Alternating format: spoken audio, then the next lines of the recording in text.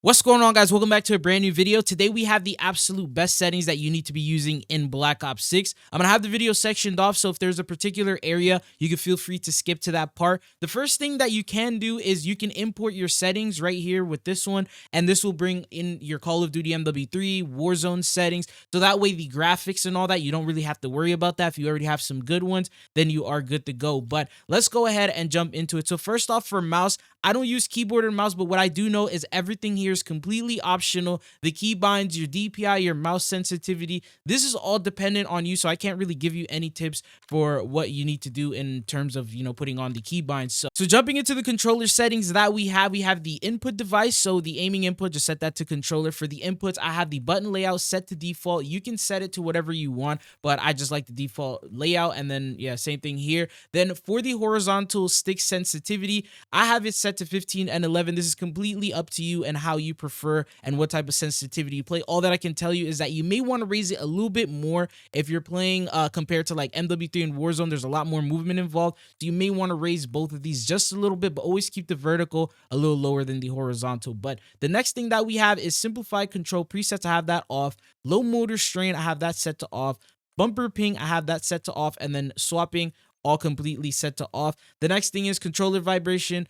Usually you should keep this off. I'm just so used to using vibration for some reason that I just have it on. And then for the trigger effects, usually I put on full haptics, but it doesn't look like it was working in my case, so I just set it to off. It had like an issue with like the triggers not going through all the way. The next thing is for the dead zone. So what I would recommend here, because it's completely up to the way your controller is, how old it is, and if it does have any sort of drift, I would set these to 0, so the left stick and then the right stick, and then turn it on, and you can start the test. So all you have to do is just flick the controller and it'll tell you. So for example, you can see here that the left stick is -16 or -14%, while the right stick here is like around 2%. So what you want to do with the left stick is turn it up just a little bit, but make sure that it's still, I guess, it's still registering the movement, because this will help with the rotational aim assist. So maybe I'll turn it up to like 7, and then when you go ahead and test it again, you'll notice that it's still there. So it's now at -4%. So as long as you keep that, but then on the right side, you can completely fix that all the way through. I usually set it to 4, and then when I test it, that completely fixes everything. So that's what I put for the left stick max. I put it to 50. The right stick max, I'll set that to the max, and then the left trigger and right trigger, make sure these are on 0. You don't want to have to press the button harder than intended for it to register. Now, the next thing that we have is the aiming. So for the sensitivity multiplier, I do have this turned on. I have just default, just 1.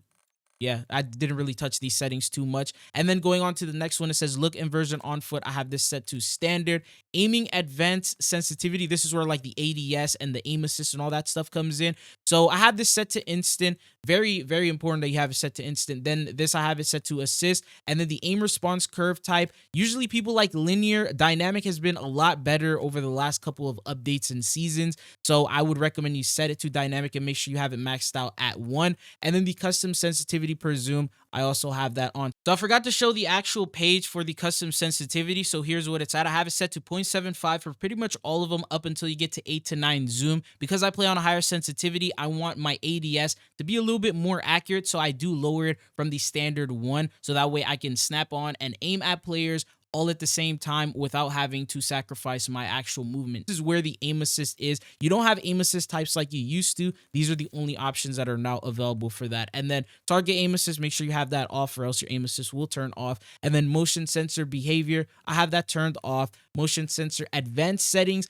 I didn't really touch these at all, so these are just the default settings, but I'll go ahead and showcase them here so you know exactly what they are. And then going on to the movement, which is very important in this game, I set the sprint assist, mantle assist, and the crouch assist off. You can turn them on if you want, but I just don't want to use, I don't want them to do the movement for me, because they may end up doing something that you don't want it to, and that could cost you the gunfight. So I just set those to off. Corner slicing, this is a new option. It wasn't there in the beta. You now have the opportunity to turn it off. So if you didn't like it, you could just set that to off, or you could just leave it on now here. And then for the movement behavior, the slide slash dive behavior, hybrid is also a new one that was available in the beta. I would highly recommend that you use that one. It makes it very easy to differentiate between sliding as well as diving. And then if you do decide to use something else, you have the extra option here that you can adjust. So the next settings we have auto peek door, have that set to off. Sprint restore, I have this turned on. It's very helpful, will help you get your sprint back when you're doing other things. Slide maintain sprint, I like to keep this on so I can maximize my movement. Parachute automatic behavior, I just have it set to free fall. Mental cancels reload, I have that set on. You can turn that off if you want. And then for the movement advanced settings, sprint and tactical behavior, I have it to toggle. Auto move forward, I have that set to off. Grounded mental off. Tactical sprint behavior, you can do single tap sprint. I would not recommend double tap because that's just going to kill your controller. And then plunging underwater, just trigger sprinting door bash. You can turn that on or off. And then going down here for the vehicles, I didn't touch the vehicles at all. Don't really use them. So just have it set to the default here that they have. And then going on to the combat, aim down sight behavior, I have that set to hold. Weapon mount activation, ADS plus melee. Dedicated melee weapon activation, hold melee. So this is how you pull out your melee weapon for those of you guys who don't know. And then armor plate behavior, apply to all. This will help for Warzone later on. C4 detonation all at once. Equipment behavior, I have that set to hold. Manual fire behavior, I have it set to press. And then so for the combat behaviors, it says change D-pad up behavior, I have it set to ping. Zoom activation, I have it sprint, tactical, sprint, and focus. Weapon mount exit, short delay. Interact and reload behavior, I have it set to prioritize reload. In Warzone, you probably want to do the interact one. And then I have sprint cancels reload, I have that set to off. ADS stick swap, I have that set to off. And then depleted weapon switch, this is optional, but I have this one set to off. And then for the body shield finishing move, I want to go for the funny clips and the highlights, so I go for prioritized body shield, but you can do any of them. It doesn't really matter. And then going down here, scoreboard map behavior, I have that set to toggle. Overlay advanced settings, directional buttons, moderate, as well as hold. Not too many important settings there. And then now we jump into the graphics. So that's everything for the controller. Now we jump into the graphics. For this is completely dependent on your PC and the platform that you're on. So right here, I have it at full screen exclusive, the monitor, and then the frames. So I usually set it to whatever the refresh rate is for my monitor. And then the resolution 1440. Aspect ratio, I have it set to automatic. And then restart shaders per loading. I didn't really touch this at all. Display gamma, default. And then this low latency, I have it set to on. You should always keep it on. You can also use on plus boost if you would like to use that. And then eco mode, I have it set to custom. I tried to turn it off, but you can't. And then VSync gameplay, I have that turned off. VSync menus turned off. Custom frame limit, I have it just set to custom.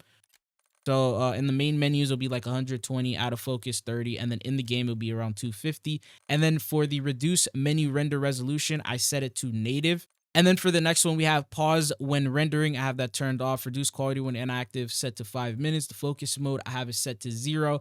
The high dynamic range, I have it set to automatic. And that's everything for the display. For the quality, I have a graphic preset. So this will automatically change to custom when you alter it. But render resolution, just default at 100. Dynamic resolution, I have set that to off. Upscaling and sharpening, I always use Fidelity Cast is just like the best one that I've always used. VRAM scale target, I have it set to 80. Variable rate shading, try to get high FPS so that way I can perform as best as I could. So texture resolution, I have that set to low. Texture filter, you can keep this in anywhere you want. I'm more into the ultra area because this is where like the actual quality of the game will appear. So I like to set this one at high. Depth of field, turn that completely off. It's not worth it. For the detail quality, I set that to normal. And then the particle resolution, set it to low. If there's like explosions and a bunch of like flames and particles start appearing, that could really drop your frames. Bullet impacts, I have that on. And then the persistent effects, turned that on as well. For the shader quality, I have it set to low, but if you really want to improve the way that your graphics look, you can set it to medium or high, but you may lose a little bit of frames on that. And then for on-demand texture streaming, we cannot turn that off, so I have it just set to optimize. But yeah, you can put it at minimum if you want, but this is just something that is required now with this game. Local texture streaming quality, I have that set to normal.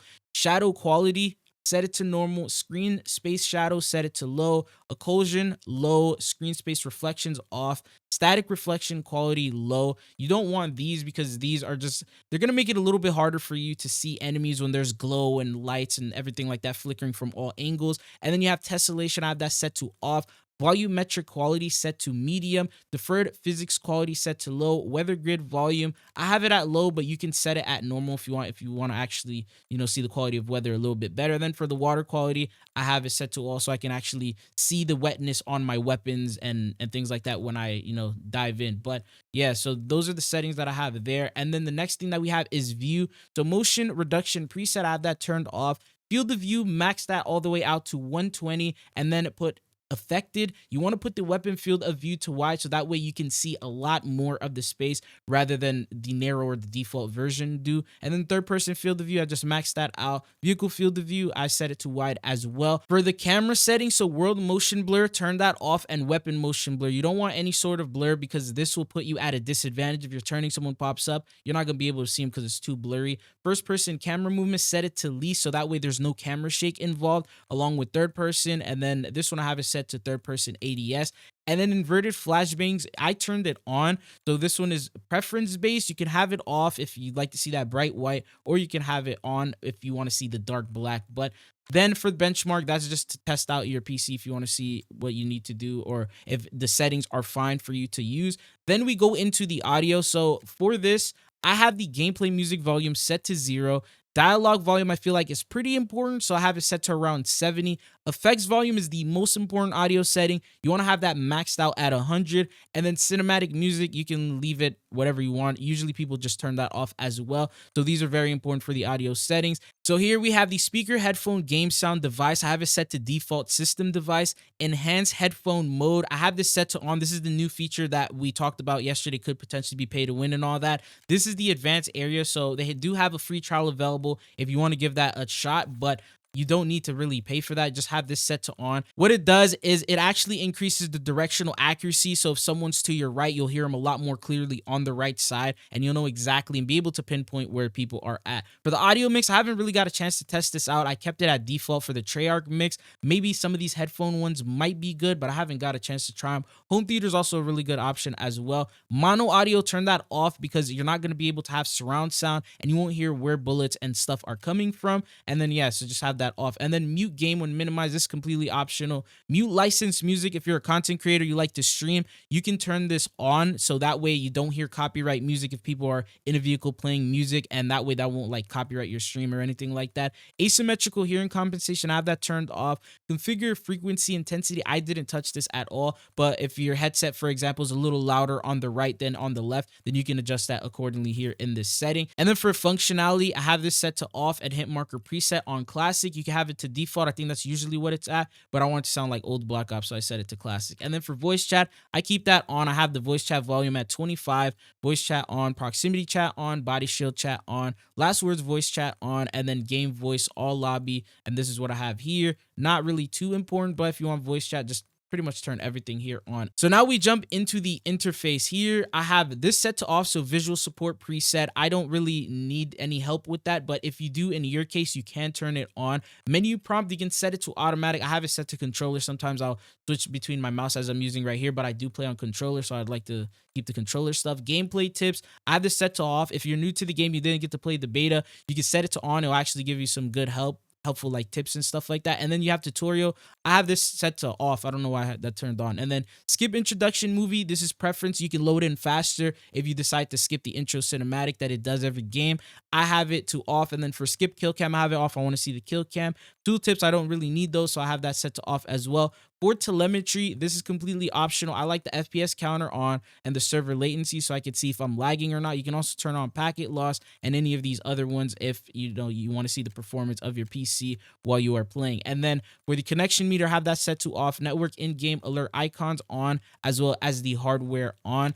Readability, subtitles, I have it set to default. You can turn it on. I have only campaign on, but you can turn on multiplayer or zombies if you want to hear, for example, the things that they say, your characters or your operators. Could be important for zombies as well with the Easter eggs. Subtitle size, I have it set to default. Background opacity 0. You don't really, want that bar to appear. Menu text size default. Text chat default. Color customization, so for the color customization, this is actually for like everything in your game. So when you click on it here, the HUD palette, I have it set to default. You can change it depending on like the colors that you want, but I feel like default is simple for me. But for the characters, so for team, what I would do is I would go to custom color and then turn up the saturation, turn up the brightness. It'll make it a lot easier to spot the difference between your teammates and your enemies. And then what you want to do is the enemies do the same exact thing, custom color, turn the saturation all the way up and turn the brightness all the way up, and you'll see a big difference here. Now you'll be able to spot them a lot better. And then everything else, I have it just set to default. For the color filter, I use color filter 2. It's a little bit brighter than the regular version, so you can see here it's like a little bit brighter.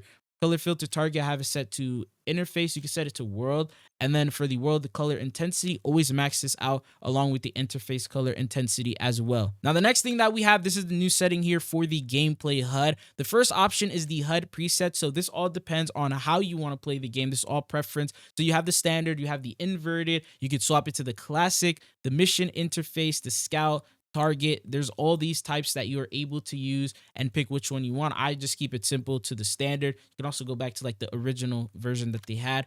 For the visuals, or go back here, and then there's the HUD bounds, just has to do with your monitor. Usually if you had the other settings on, it should be automatic. Minimap shape size, I have it set to round. I feel like it's a lot better than the square version that's on default. Minimap rotation, I have it set to on. Radar off, you don't need that. Compass type, I have it set to horizontal so I could just look at the top and then see it there. You can also have it on your minimap, but it's a little more confusing that way. Vehicle HUD prompts fade after 10 seconds. In-game text chat, I have that on. Player names, make sure you have it to full name. If you have it abbreviated or icons only, it could be very hard to spot them and differentiate between them. So for the crosshairs, this is actually pretty good, but what I would set it to is center dot instead of the original. So this is like the regular version. It'll show you the difference right here on the right. You have the regular one without it, and then just the dot. I feel like the dot is the best one because that way it doesn't just, it's not taking up too much from your screen. And then for that, I have it set to larger. You can have it set to default. That's a super tiny one, larger, or the largest. I just have it at larger. Crosshair opacity, I set it to 100. You can set it to however you want. And you can also change the crosshair color. If you don't want white anymore, you can change it to any color that you want. And then once you find, say, for example, you find like this color, after you pick it, you want to click apply custom color, and then that will change it for you. But this is not actually what it looks like. The crosshair itself will just be the center dot. I don't know why it shows the other version. It'll just look like this one, but blue in my case. And then for the hit marker visuals, I have that set to on. Damage-based hit markers, I have that set to on. Weapon information and all that, I have it set to 100 because this is all very important information that you sort of want to see. But other than this, that's pretty much it. So the account and network, you don't really need to do anything with that, but this is everything that you need to know in regards to the best settings. Give them a try and let me know if there's anything else you think that should be adjusted, everyone should be using. Comment it down below and let us know. But that's all I got for you guys in this video. Thank you guys for tuning in, and hopefully I'll be seeing you guys back on the channel again. Peace.